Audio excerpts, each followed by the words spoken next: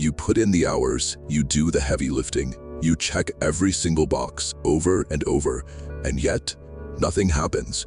The needle refuses to move. It is incredibly easy to look at that standstill and blame your work ethic, but the friction you are feeling rarely comes from a lack of effort. It comes from a total absence of patience. Consider Tavi, a young monk. He spent his days watching the elders in his monastery carve wooden bowls. Their hands moved with absolute calm and control. Every slice of the blade was deliberate, producing perfectly clean shapes. Tavi wanted to carve exactly like them. The head monk handed him a block of wood and a knife. Tavi went to work that exact afternoon. He dug the steel in fast, desperate to see the bowl emerge from the block right away. But the cuts were jagged. He pressed too hard, the blade slipped, and he shattered the grain in all the wrong places. Within an hour, his starting block was completely ruined. So he tried harder the next day. He pushed deeper. He moved his hands faster. But the heavier his pressure, the worse the wood tore. By the end of the week, his workspace was covered in broken splinters, and he had absolutely nothing to show for his labor. He was copying the physical movements of mastery, but by ignoring the internal steady pacing of the masters, his own intense effort was tearing his work apart. The old master eventually found Tavi down by the river. Tavi was throwing stones into the water, convinced he lacked the natural talent to ever learn the craft. Instead of arguing, the master told Tavi to grab his knife and follow him. They walked upstream to a bend in the river, stopping to watch two men fishing on the bank. The first fisherman was a blur of motion. He would cast his line out, wait 3 seconds, and then violently yank it back. Cast, pull, cast, pull. He was sweating, reeling it right back in quickly. His arms were getting a severe workout, but his bucket was entirely empty. No fish ever had the time to actually find his bait. The second fisherman sat completely still. His hands rested quietly on his knees. He didn't pull the rod. He didn't check the hook. He let the line hang. As they watched, the slack line pulled tight.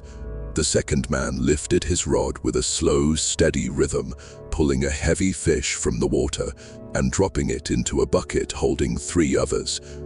The contrast was absolute. Maximum physical exertion guarantees nothing. Success requires setting up the right conditions and then having the discipline to step back so the outcome can materialize. The master sat down on a flat rock and asked Tavi 2 questions.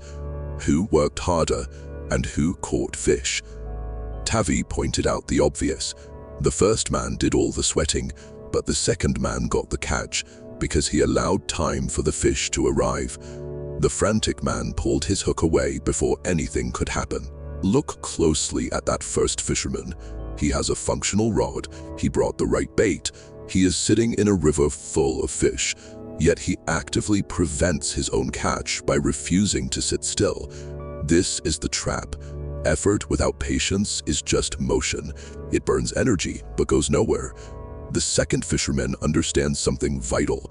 He drops his line and waits, not out of laziness, but out of absolute trust. He trusts the work he put into baiting the hook and casting the line was enough. True patience is highly active. It is the conscious decision to trust your preceding effort rather than constantly interfering with it out of anxiety. The master turned the lesson back to Tavi's carving. Tavi held a sharp blade. He had good wood. He had capable hands, but he possessed zero capacity to wait. By demanding the bowl appear immediately, he was pressing the blade deep before the material was ready to give. His rush to finish the work was actively destroying it. There is a strict boundary between effort and results. Effort is the energy you expend. Results are what the world returns to you. And standing permanently between those two things is time. Pushing harder without respecting that gap is like ripping the fishing line out of the water every 3 seconds.